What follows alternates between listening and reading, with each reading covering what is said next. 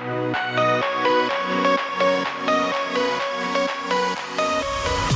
guys, welcome back to our series, More Than a Hashtag, where we're using some social media cues to look at some social justice issues. So just to catch you up in case you haven't been paying attention or haven't seen the videos, hey, we wish you would. That'd be very cool if you watched. But the first week, our theme was do something. We just kind of looked at the overview of what we can do, of how we can act justly. We're going to get into that more today. But we looked at do something, that we were created to do good works. You are a masterpiece. You are a child of God. And this is why you're here, to love others and to be loved and to go and to do. And we were joined by a great guest, Katie McElwain. So thanks to Katie again for that. And then in week 2, we picked it up and we continued in Micah 6 through 8, and just talked a lot about, how can we love and how can we be merciful? How can we share grace? How can we experience grace? And how those two things work together. So today we're going to stay with Micah 6 through 8, but we're going to talk about act justly. So before we begin, I got new glasses. How about that? You haven't said anything, and frankly, it's starting to hurt my feelings that you haven't noticed. Comment down below if you love these. I do. Funny story about these. They're a Warby Parker, so I did the home try on, and so I just ordered 5 styles of the normal size glasses, and when I put them all on, they just pinched my head, and I had to send them all back and order 5 wide sizes. So these are wide glasses because I have a fat head, apparently. But we're not here to talk about that. What I wanted to talk to you about is I do love these glasses, and the wide size actually does feel very comfortable on my face. But these glasses have the blue light lenses in them. The blue light, what do you call it? Okay, I nailed it. And they've really changed the way that I kind of operate. I mean, I'm on my phone a ton. I'm not gonna hide behind that. But now, I don't get these crazy headaches in the back of my head. So, in a kind of way, they've made it safer for me to be on my phone. I look at a lot of screens. I work on a computer most of the time. So the blue light has really kind of, I don't know, it's changed. It's made my brain a little bit healthier.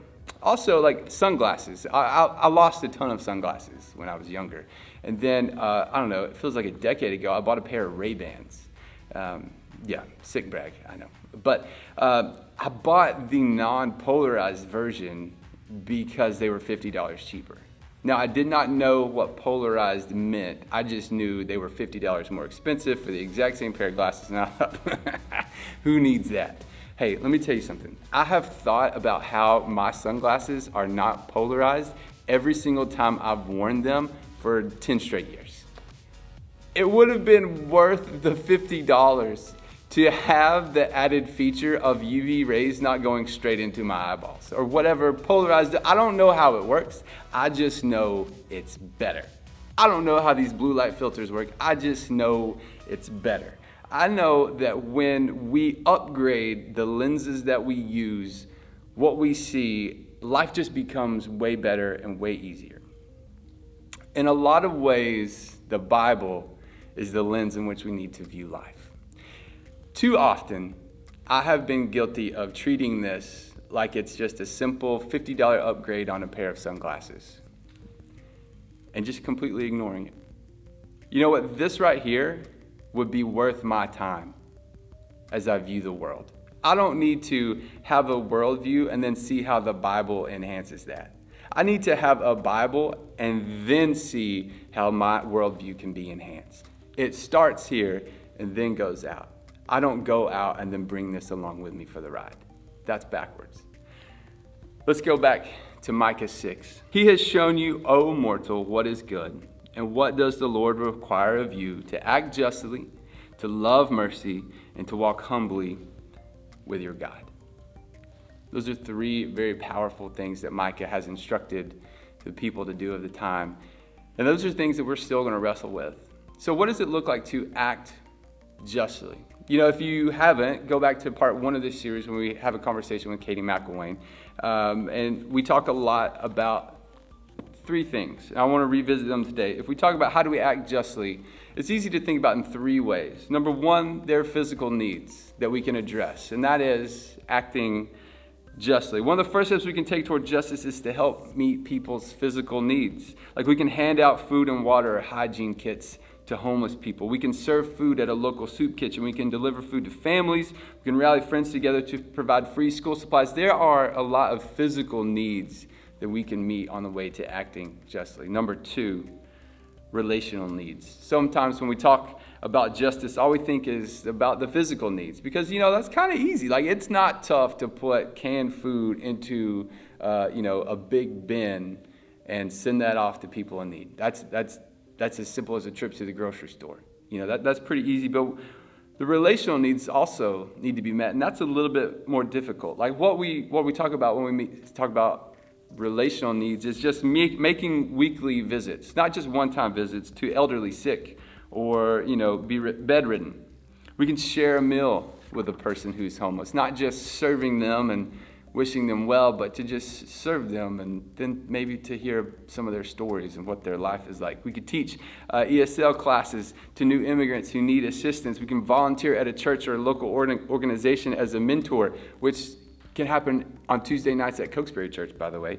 We can identify a justice issue that you want to learn more about and find someone who can speak truth into that. There are a lot of relational needs that we need to address, and it's a little bit harder. And finally, the third one is systemic. While so much can be done for justice through one-on-one interactions and local projects and short-term initiatives, fighting for justice often requires much deeper dive into the issues of injustice. To fight those and to act justly, we can participate in a march.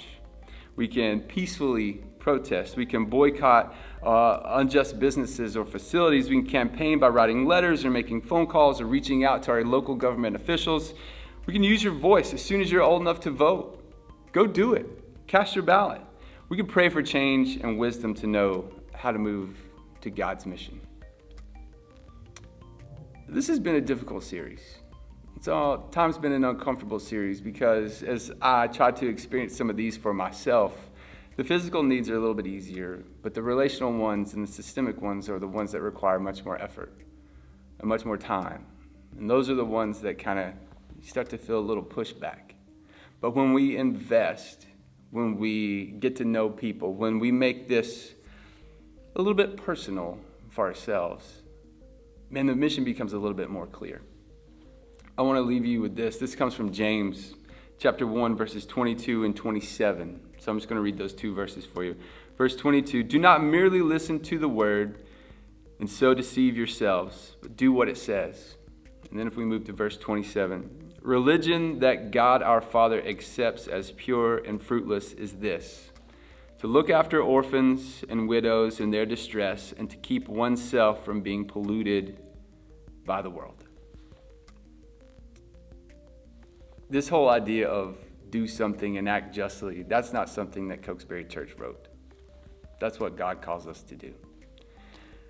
I hope in the coming weeks and days and hours and minutes or whatever length of time we're talking about that you begin to listen to that message, that we tune into this and the Bible and what God has said becomes the lens in which we view the world. And when we do that, I think we'll begin to act justly. I think we'll begin to care for the orphan and the widow and the downtrodden.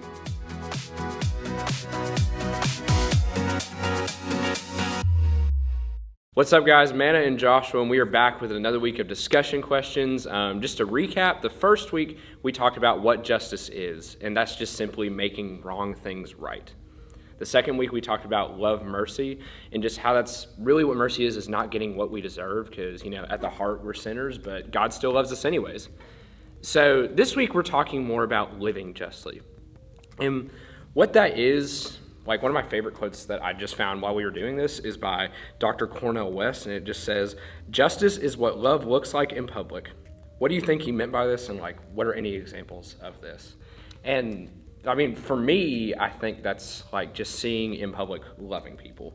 It kind of goes with understanding what justice is, but also with the mercy and just living a loving life with the people around you. Mm-hmm. What do you think? Well, and I think I like how he says in public, just people loving people, so not just keeping it to yourself. Mm-hmm. And maybe acting behind the scenes, but really getting out there, putting yourself out there to, to take care of people. Yeah. Josh talked about just how acting justly is about meeting the needs of our society, and how there's 3 different types of those, the physical, and then the relational, and then systemic needs. And so, let's talk for a second about the physical needs. How can we act justly to meet the physical needs of our society? And so what are some of those? I think for like the physical needs of just hunger in our communities, when you're going to like maybe Manna House or something, or a food bank like Second Harvest, and just serving there, helping people out who just need a meal or something like that, or just, I think one of the physical needs that we have too, and it's kind of an emotional thing, is, is love. That's something that we really crave as humans, and I think that's one of the main things that we can really just address in a physical need in our communities. I think one of my favorite, I love Christmas. Oh, yeah. All things about Christmas. We start like Christmas in July at the Stephanie House, so, But doing like a toy drive and things like that, I think are super helpful. I know Cokesbury, we've done the coat drive before, working with Carm, and, so people just bringing in coats that are, lightly used, and being able to hand those out for free to people who don't have them. Carm is a great option, either to volunteer there, but also just to take things there for people. I found out that Carm does sell things that people bring in, but things that they can't sell, they will give away for people maybe at the Carm homeless shelter and the rescue mission. So that's a good one. And then I've seen a lot of, free school supplies kind of drives and that sort of thing. So meeting those physical needs that we have. And then the second one being relational, and I know that you're talking about love, and I think that one falls so much into the relational category of needs. Things like visiting the elderly. I know that we've taken students before into senior citizen communities, and just sang at Christmas, that sort of thing. Choir tour was all about that. I remember this. Oh, this is gonna make me feel old. Back when we had this thing called Sunshine Choir, we would go and do a bunch of singing around just basically like the northern part of the U.S. We did a lot, and one of the main things we did was go to nursing homes and just sing and love on them. And the only drawback of that one is not being able to build long-term relationships. So I think in terms of meeting the needs in our community, is doing that more than just one time. I'd agree with that. And things like volunteering for Hope Initiative. Josh and Katie talked about that a couple weeks ago. Taking some time to help tutor a student, help them with their homework, but it's more than just helping them with their homework. It's, building that relationship with them so that they know somebody cares about them, someone's willing to help them. And I think that's a huge relational need that we can meet.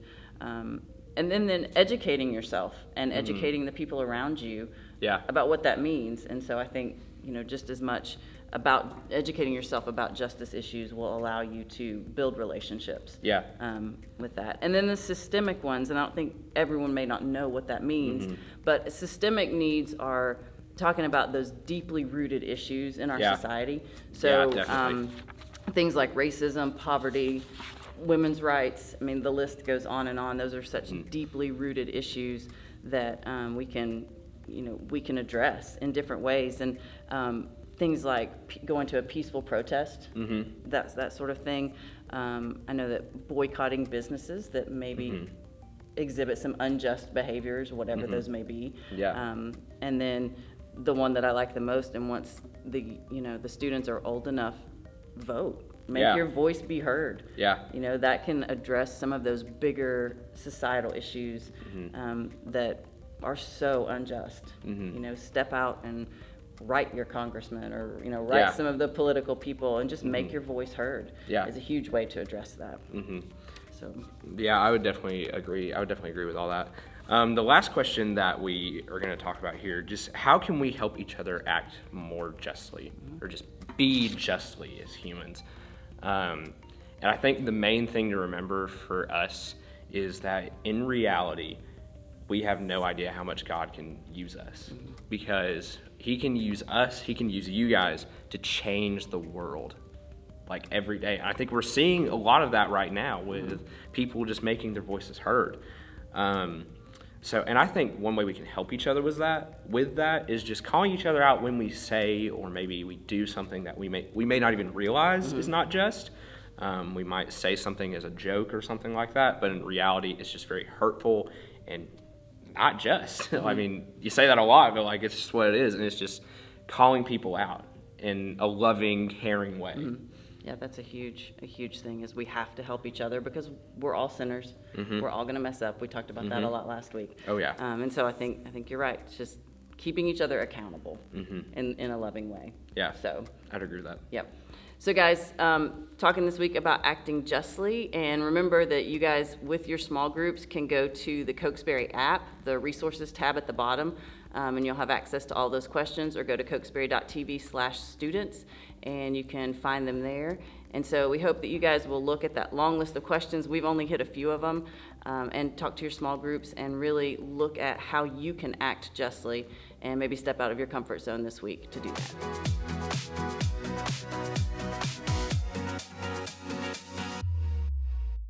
Hey guys, I am now welcomed by our special guest, one of the pastors at Cokesbury Church, Anna Lee. Anna, how are you?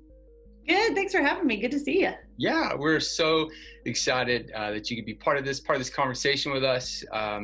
So we invited you because you serve as a pastor at Cokesbury Church. So we wanted your perspective when we talk about justice, when we talk about grace and mercy, and we talk about actually going out and doing something and loving on people.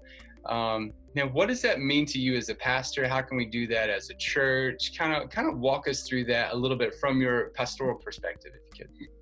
Yeah, so I think that, a lot of times we focus on becoming a Christian. We focus on sort of the personal aspect of our salvation. Jesus as my personal Savior, saving me from my sins, forgiving me, giving me grace. Rightfully so. I mean, that's a huge part of it.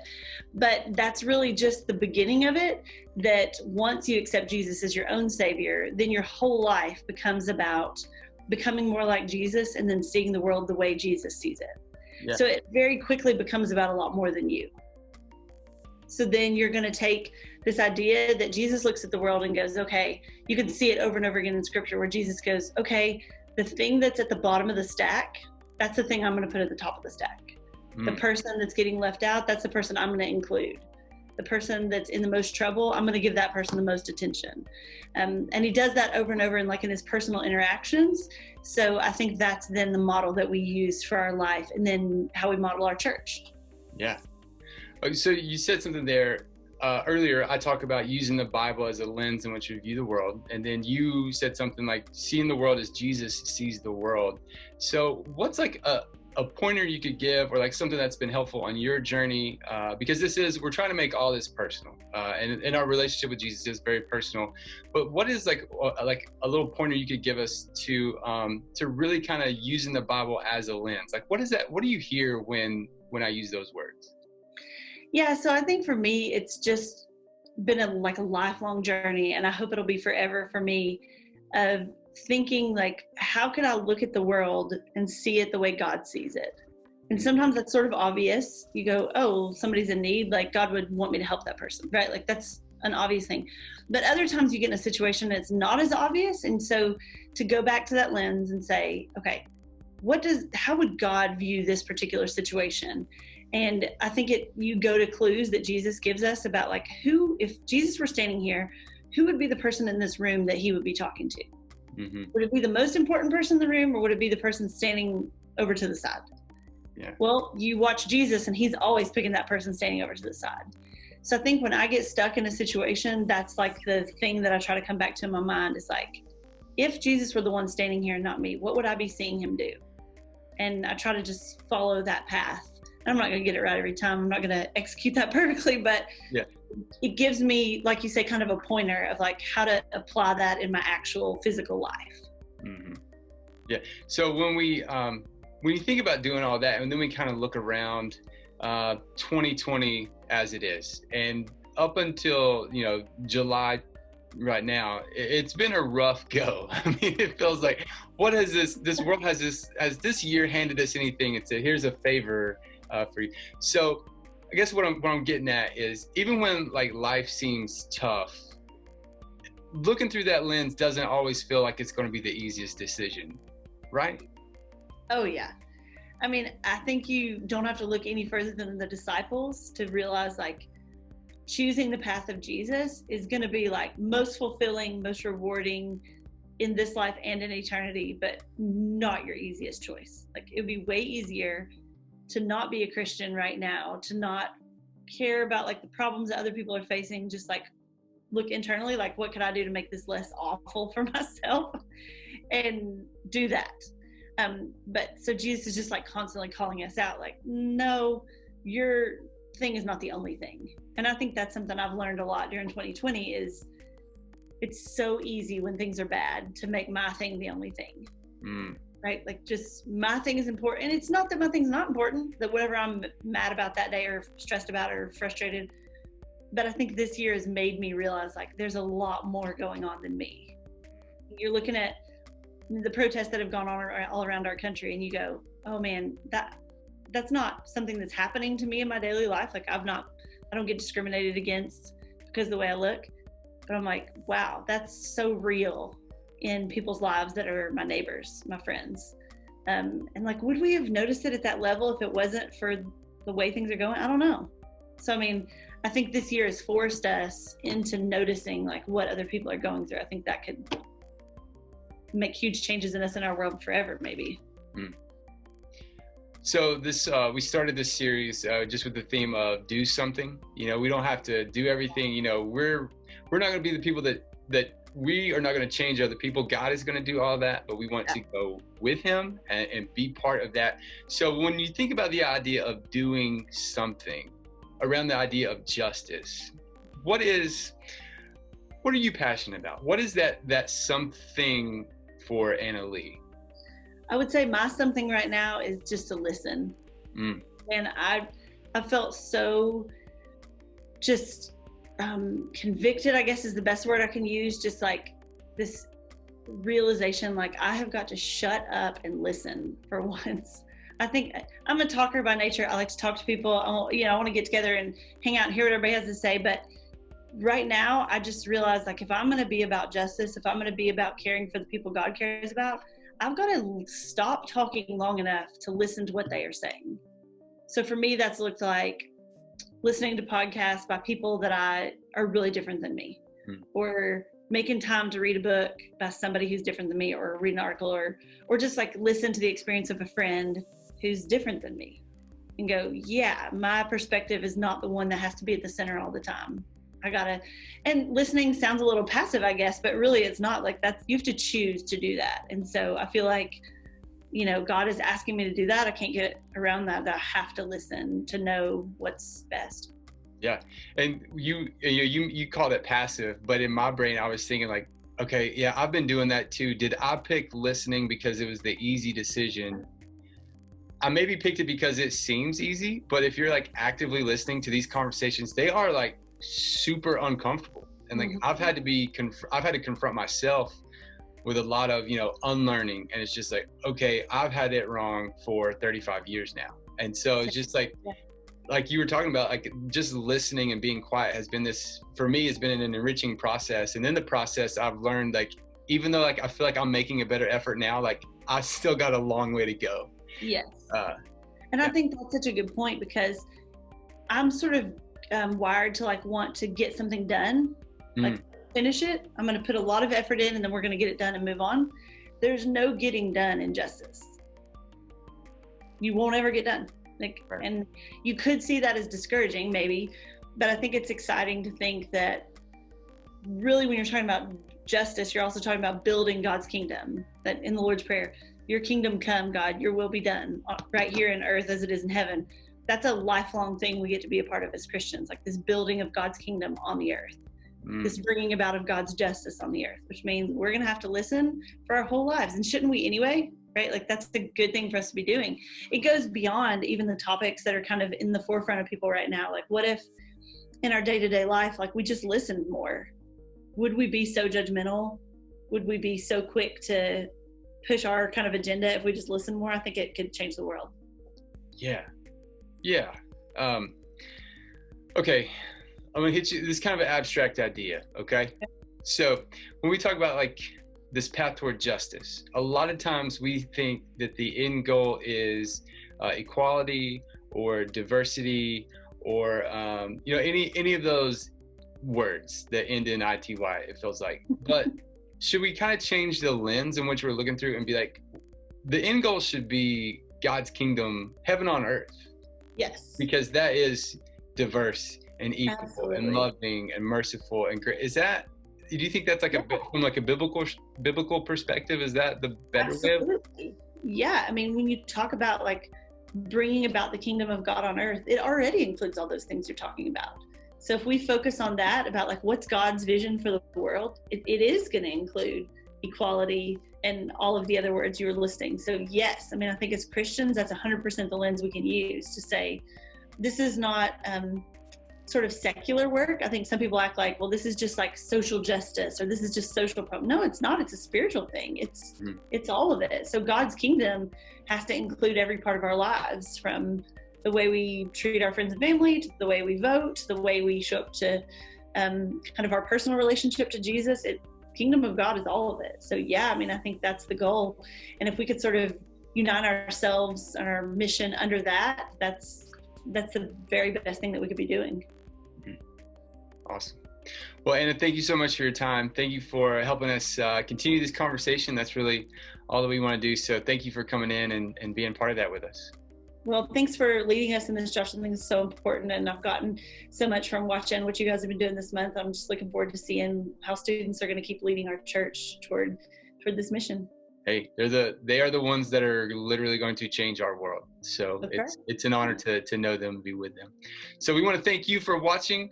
If you haven't seen parts 1 and 2, check those out there on our YouTube channel. But we will see you next week for part 4 of More Than a Hashtag.